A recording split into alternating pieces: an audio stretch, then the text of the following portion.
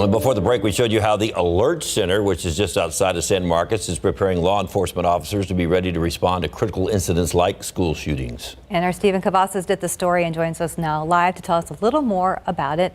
Hey, good morning, Stephen. Hey, good morning, guys. Tough subject, but, first of all, what was it like, kind of reliving the day of Uvalde and the days that followed after it? And you and I had these conversations even leading up to the story that was just told. It's a daunting task, and it really is, because you're going back and you're reliving the emotions of that day. And I always say, first and foremost, I was one of the ones that looked at it through the lens of our reporters, our anchors, our producers, people behind the scenes that were out there talking to the community and hearing their grief. So we saw it through that lens, and then you obviously think about instantly the kids in your life, and that was one of the things that was really important to touch on. You saw me talking to my laptop. That was actually, I was being interviewed by Jeremy Allen, who's a special contents producer with Graham Media, our parent company, and we really wanted it to be an approach that was an honest conversation. And we talked about the emotions, and you have to lead with emotions in stories like this. This is not a typical story where it's just always about the facts. Sometimes it's about the emotions behind it. So going back, and I sat through watching the video with our photographer, Eddie Latico, who also took part in this story. And we went through files and files and files of B-roll and video that we had. So it takes you back to those emotions that day. And it's just utterly heartbreaking when you really just know what the outcome is. Also in the story, we saw you visit the Alert Center, where they teach responders how to respond to these type of incidents. So as you were going through there, what kind of stood out in your mind as these guys go through these trainings? Yeah, David, Alert, we've actually done a few stories with them in the past. And so Alert, as you saw in the story, they talk about an array of different things. And what really stood out to me is just how specific their research is. And, in the story, you saw that the FBI recognizes them as the national standard. And that is because everything that they do goes based off of data that they review and from real life situations. And so they'll go back and they'll look at what particular incident happened. Let's say it was at Columbine, and what took place there, because really that's how this was birthed between the Hays County Sheriff's Office and, of course, the San Marcos PD, as you saw in the story. But really they'll look at these situations that were tragic, and then they'll go back and see how they can implement that into their training. What are better tactics to use as opposed to maybe something we saw take place at a different situation. So they're very specific.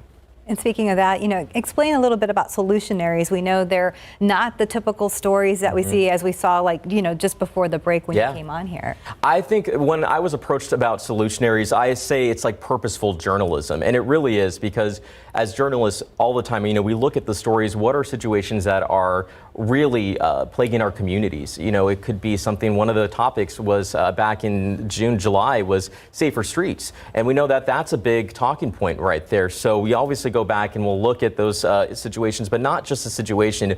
We try to bridge to the solution. And at times you have to also be transparent. The solution may not be the end solution to it, but this is just one approach that, let's say, one organization is taking to try to solve a problem in their community. So this is a very long episode. There's a lot of details in this episode. So what are some of the other stories that are about school safety in this particular one? Yeah, you mentioned it as we went to commercial break. This is a partnership that we have with our sister stations across the country.